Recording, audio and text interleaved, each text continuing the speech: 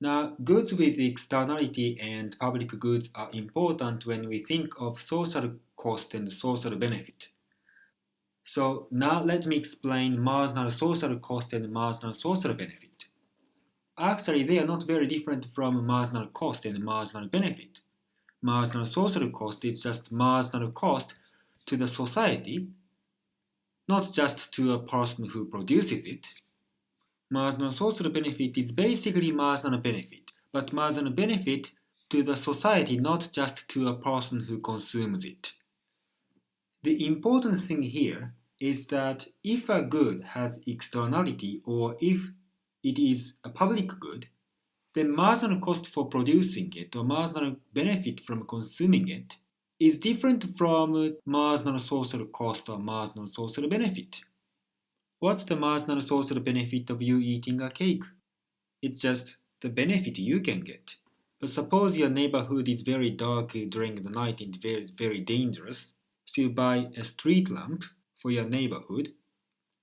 What's the marginal social benefit of you buying a street lamp? It's not just the benefit you can get, because the street lamp can benefit other people in the society. Something similar can be said about cars. If you drive a new car, what is the marginal benefit to the society?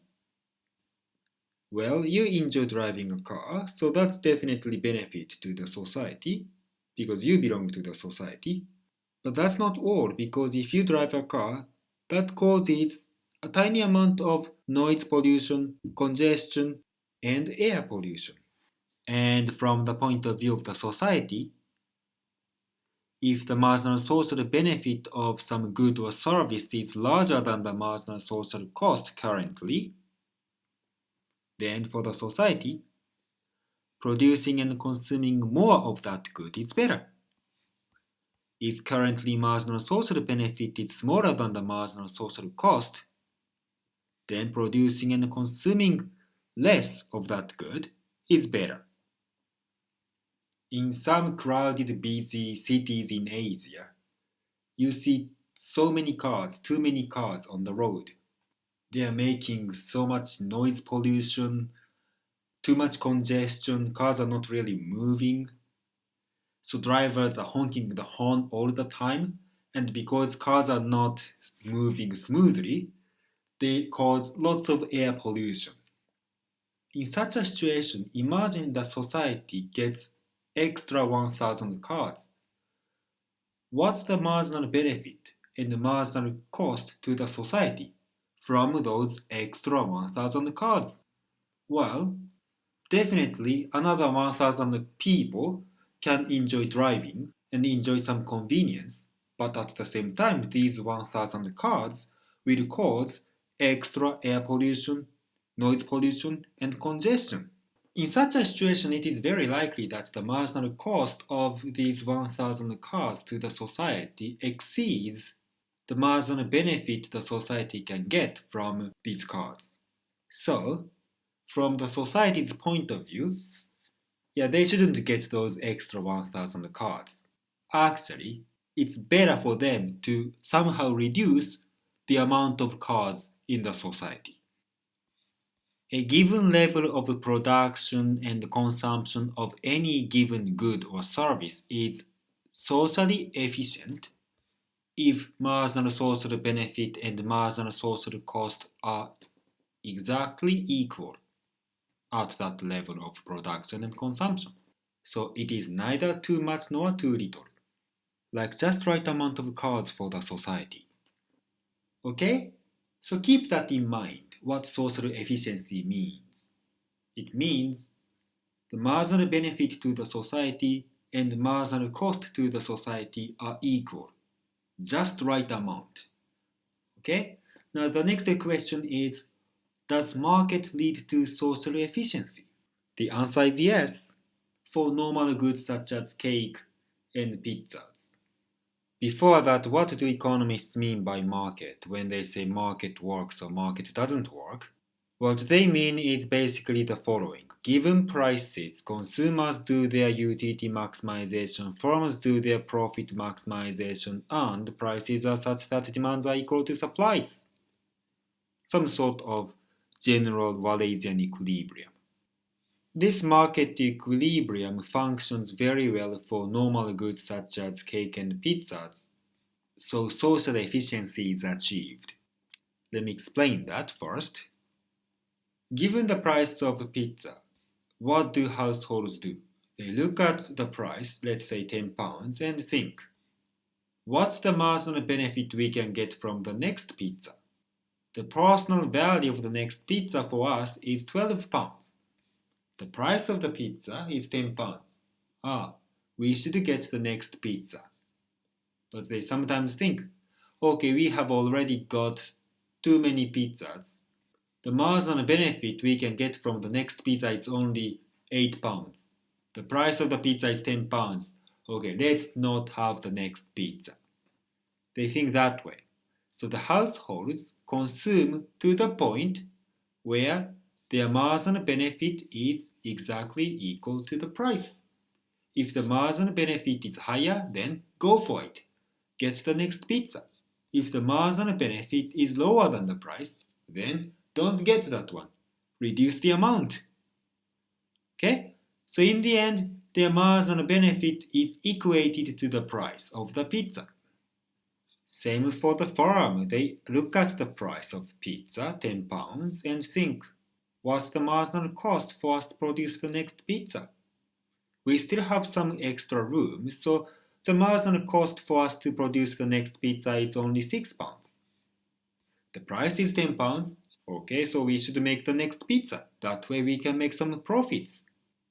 Or sometimes they think, okay, we've already produced so much, and we are sort of beyond our capacity and we are so exhausted. So the marginal cost for us to make the next pizza is £11. The price is £10. We shouldn't make the next pizza. That's not profitable at all. So basically firms produce up to the point where their marginal cost is equal to the price. If the marginal cost is lower, then go for the next pizza. Make the next one. If the marginal cost is higher, then stop producing. Reduce the production. So in the end, their marginal cost is equated to their price. For normal goods, standard goods such as cake, pizzas, and clothes, the marginal benefit to the society is simply equal to the marginal benefit that individual households face, and the marginal social cost is simply equal to the marginal cost that individual firms face. So, marginal social benefit and marginal social cost are also equal. Social efficiency achieved, market is great. This is the grounds for supporting free market and a small government. Let's not have a large government. Let the market do what it can achieve. Okay? So for pizzas, the market automatically achieves the amount that is socially efficient, neither too much nor too little. Now, why does this mechanism fail for goods that have externality or for goods that are public goods? Well, for those goods, marginal benefit to the society is not necessarily equal to marginal benefit that individual households face. Marginal social cost is not necessarily equal to the marginal cost of individual firms, so they are no longer equal. For example, cars have negative externality on other people. So if you leave it to the market, it is very likely that the market ends up with too many cars. The marginal social cost is much higher than the marginal social benefit. The market cannot stop at the point where they are equal. For street lamps, if you buy a street lamp, it can benefit other people as well because street lamps are public goods. But if you leave it to the market, it's very likely that the market ends up with too few street lamps on the street. There aren't enough street lamps. That is, the market stops at the point where the marginal social benefit for the next street lamps is still much higher than the marginal social cost. Okay? So the market cannot achieve the state where these two are equal. When there is market failure, the government interventions might help the market to recover the social efficiency. For example, if there is externality such as the negative externality of cards, the government can impose taxes on cards to discourage the purchase of cards.